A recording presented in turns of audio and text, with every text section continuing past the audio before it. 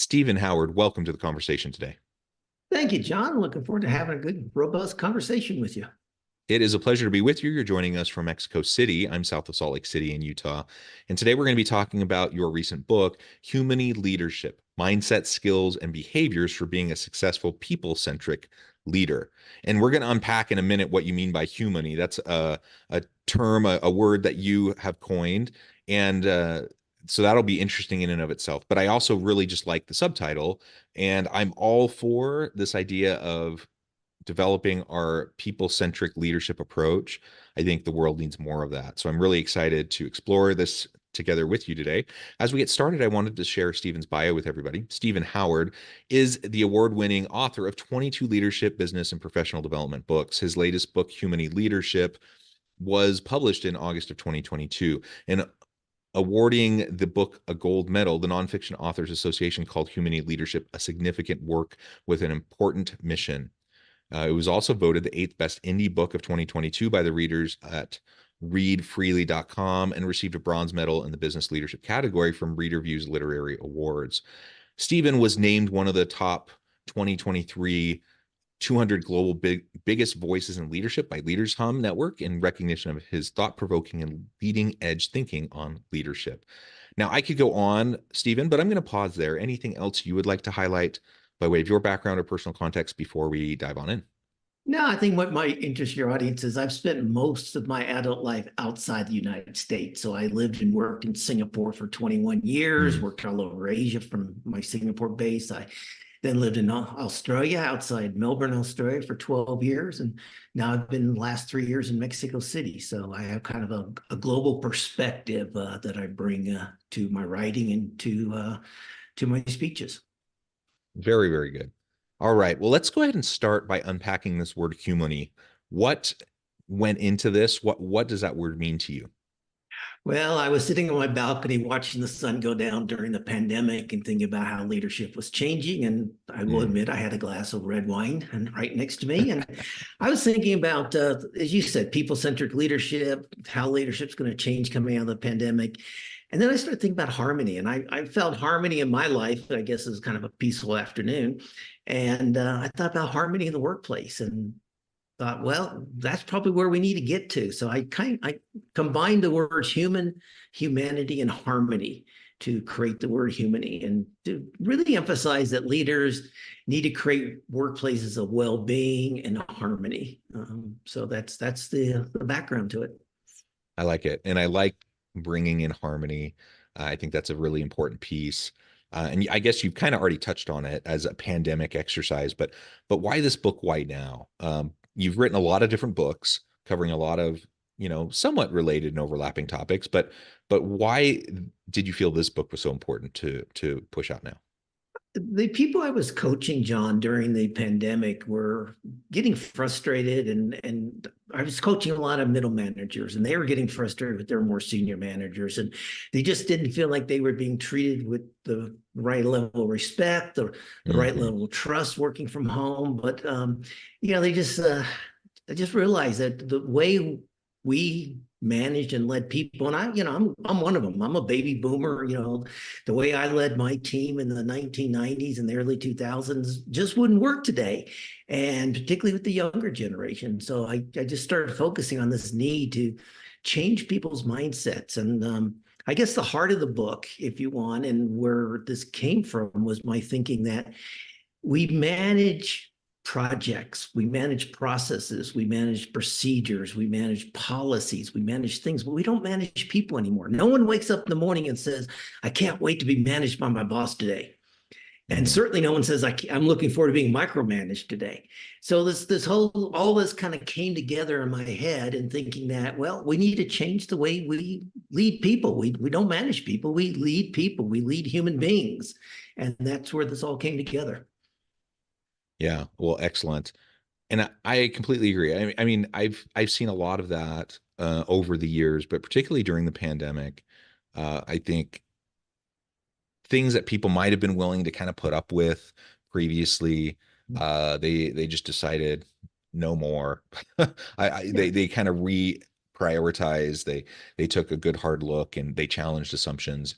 And I think many people just realize, where I've been working, how I've been working, the type of leadership that I've been working under, that doesn't resonate with me, that's not effective. And people just said no more. And that's partly why you saw the Great Resignation occurring, and some of those types of trends that got a lot of media attention. In some cases, it just got dismissed as, oh, like Gen Z and millennial entitled workers or whatever. I'm like, maybe for some people, but largely it was just everyone across all generational cohorts saying enough is enough, and we expect more, and life is short, and I'm not going to commute 2 hours each way, and I'm not going to be micromanaged, etc. And ultimately, I think that's a healthy development, but it does put the pressure on, especially kind of the old school type of leadership approach and style that many people kind of grew up in their career with. They may not even know any different way, because a lot of times we find ourselves in leadership positions with no real leadership training. We just get promoted, and eventually, we have good technical expertise, and eventually we get promoted into a role where we're overseeing people and we're expected to lead. And that's not the same skill set as, being a good coder or a good salesperson or a good whatever. Like, all the different things that might lead to us getting that promotion doesn't necessarily mean we're going to be good in that new leadership position. So what do people do? They do the best they can. They mimic what they've seen before. Those sorts of things often, though, lead to the perpetuation of stereotypes, toxic leadership approaches, and some of those things that even they probably would say, oh, I don't like working for that kind of person, but they don't know any different way, right? And so we fall into the same traps over and over again. Yeah, and they manage people because they've been managed all their life, and they give Yeah. feedback that's ineffective because the feedback that they've always been given has been poorly delivered and is ineffective. And as you say, it just continues to cascade.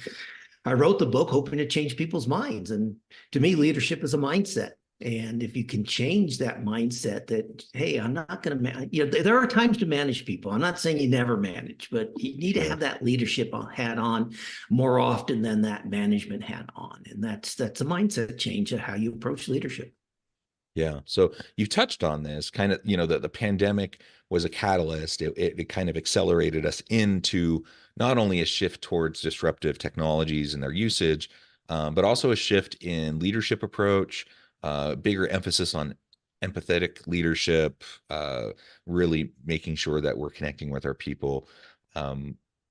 Beyond major disruptions, though, like the pandemic, like AI, what would you say are generally the main critical problems that are facing leaders today? Trust. There's such a lack of trust in the workplace, and it's a two-way street too. Employees don't trust their bosses, and bosses don't trust their employees, and that's one of the reasons so many people want to rush everyone back to the workplace because, Yeah. well, I can't see what they're doing. I don't trust them. And I always ask, well, why did you hire them? If you don't trust them, why did you hire them in the first place? Why do you have a team of people you don't trust? That's number one. Well-being in the workplace. I mean, was listening to some HR people talk on a webinar, well, maybe 6 weeks, 2 months ago, and they said, and this is different industries, one of their biggest issues is drama in the workplace and mid-managers. And as you said, exactly what you just said, people are being promoted into positions without the training, and they don't know how to resolve conflict in the workplace. They don't know how to do so without showing favoritism. They don't know how to do so without themselves getting frustrated and basically adding fuel to the fire of the drama in the workplace, and how to turn drama into collaboration. So, those things are all hitting at the same time, combined with what you just referenced, people's views on what role work plays in their lives. Has changed too. And people, particularly the older generation, just can't understand that. They can't grasp it. And then they make those stereotypes. Well, the younger generation, they just don't work hard anymore. They're not interested, or they're not loyal. Well, why would you be loyal to a company that's showing no loyalty to you? But again, it's a two-way street. Yeah, that's the thing is, and you not only, I mean, I'm in the same space as you, so I talk about this kind of stuff all the time, and I'm a professor. I teach this and do research on this sort of stuff at the university. And so, I have I would say bias, but I think it's a well-informed, data-informed bias that, in fact, a lot of the moaning around the younger generation is ill-conceived. Like it's really a bit silly. But I have anecdotal evidence. I am a father of 6 children. My 2 oldest are in college. My 3 oldest work, and so they're all kind of on the older Gen Z side, and I just see my kids. They don't have patience. They know better. They know what is reasonable. In part, that's my fault because they'll come home and say, "Dad, is it okay for them to do this?" And I'll say, "No, that's not okay." Yeah, I'll of course. explain why that's a problem, whatever. So maybe I'm adding fuel to the fire of their discontent, but there are so many employers, not that it's necessarily intentional, that people, I don't think most people wake up in the morning trying to think how they're going to exploit their workers, but there are plenty of people, especially those who employ teenagers and young adults, who see them as expendable, who see them as Mhm. they can kind of do whatever. And the stories that I can tell that my kids have passed along to me from like really good reputable companies that everyone would know and recognize, that often have pretty good reputations, yet the way things are handled and the way they get treated by their leaders in those organizations often is pretty reprehensible. And so like I have one daughter who just recently quit a job and started another job.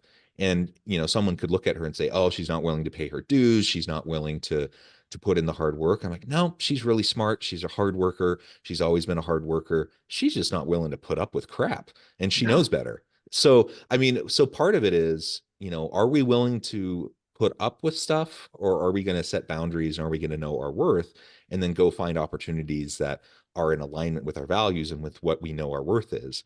And I applaud my daughter for doing that because she knows her worth and she knows what she's capable of. She knows how she should be treated, and she knows when someone's not doing that, and she's going to go find another opportunity. And frankly, I tell that to my students. I want my students to do that too.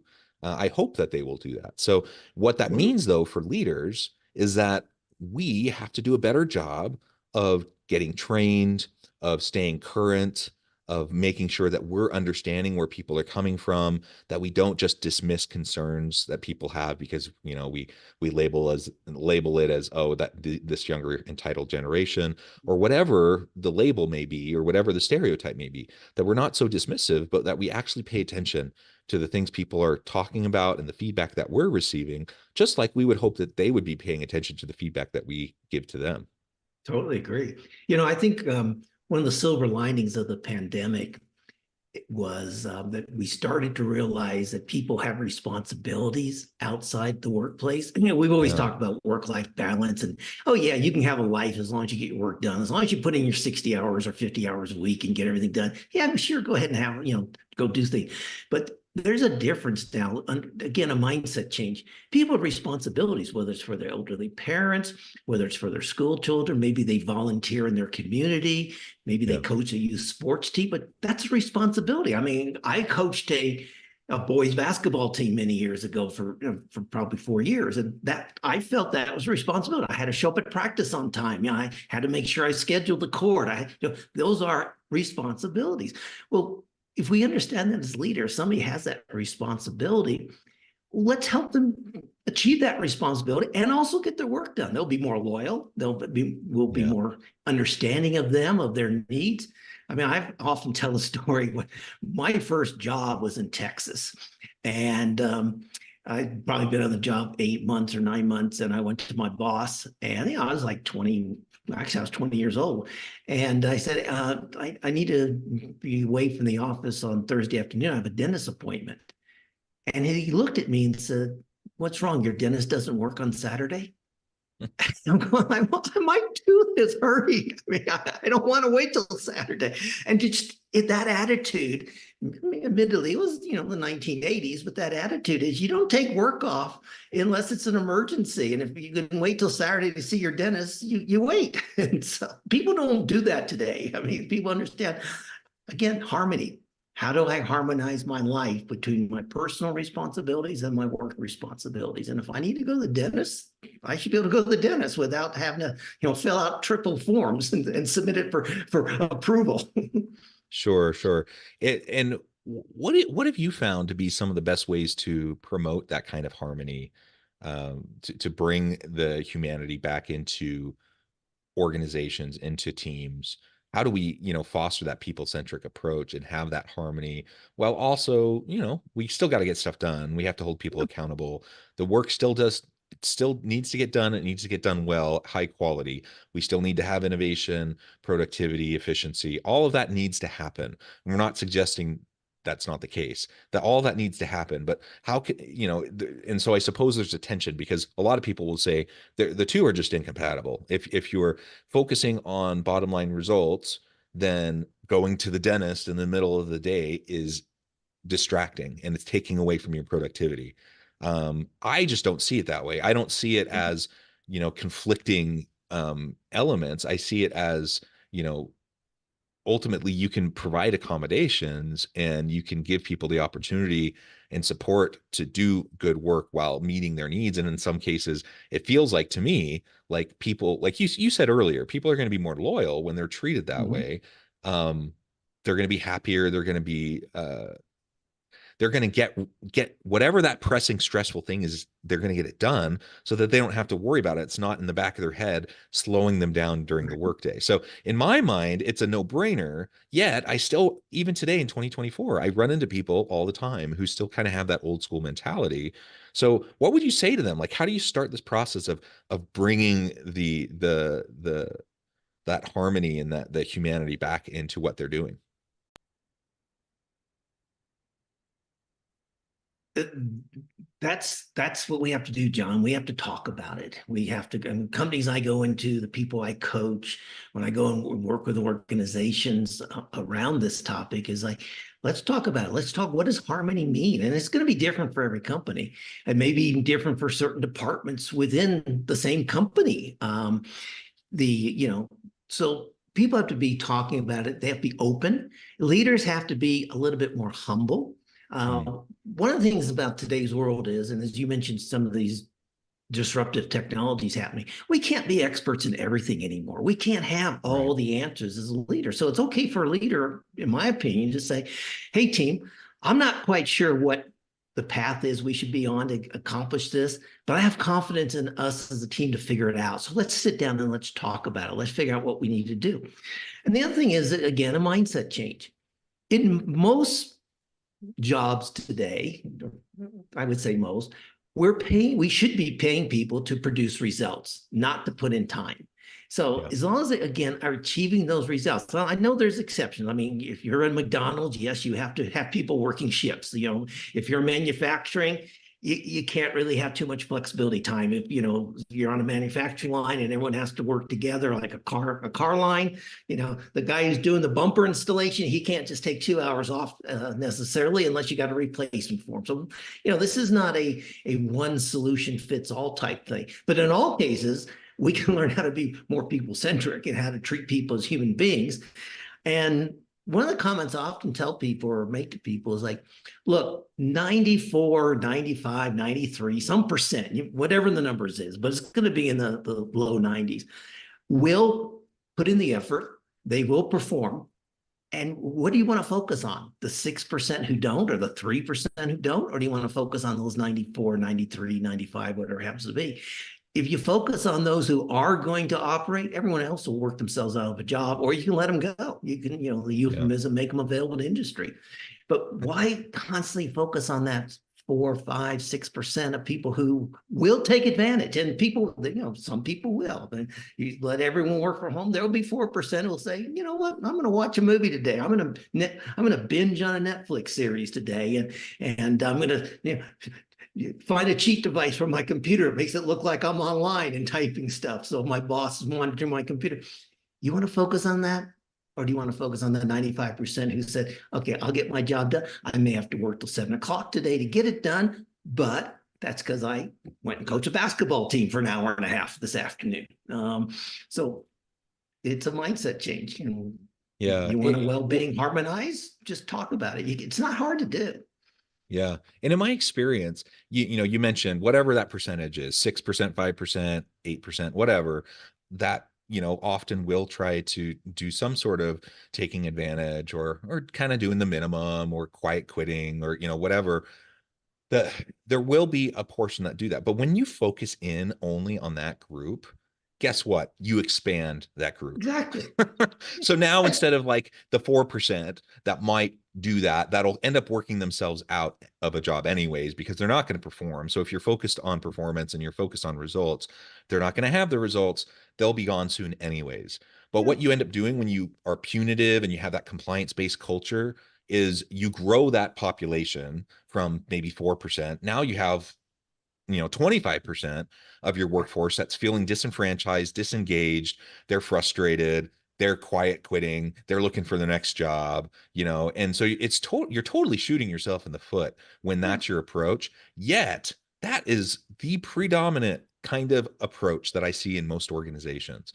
And in fact, I look at that and I'm like, why do you do that when it's so dumb, like objectively stupid from a research standpoint, from a practical standpoint to do that, yet people do that. So why? Because the trust isn't there, because they don't know how to do any different.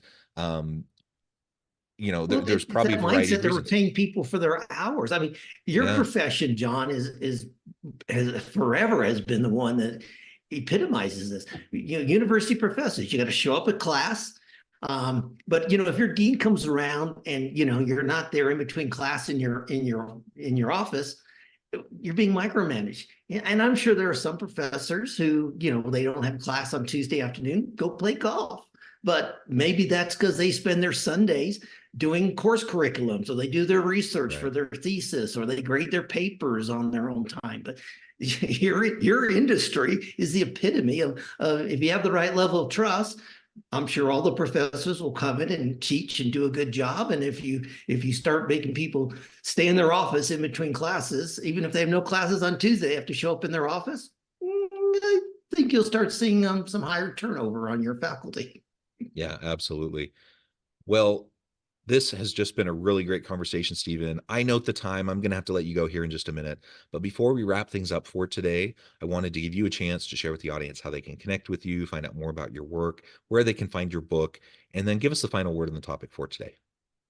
Okay, thanks. LinkedIn, if a profession you want to reach me, it's LinkedIn, Stephen Howard. There's several. Look for the one in greater Los Angeles area. The books are all on Amazon. The last couple books have been in audiobook as well for the first time. I now have 2 audiobooks, but everything I write's in print edition and in the Kindle format edition. And yeah, and you want to email me if you have a question, if I can help you out, it's a Stephen with a V and an N, as you see on the screen there, at Humony leadership.com. And that's probably the easiest way to reach out to me or contact me through LinkedIn. And my final thought, which again leads into your profession a little bit, but it's one of my deepest beliefs, is I just encourage everyone to never stop learning, because life never stops teaching. Amen to that. I totally believe in that as well. Thank you so much, Stephen. A great conversation. I encourage the audience to reach out, get connected, find out more about what Stephen can do for you. Check out the book. And as always, I hope everyone can stay healthy and safe, that you can find meaning and purpose at work each and every day. And I hope you all have a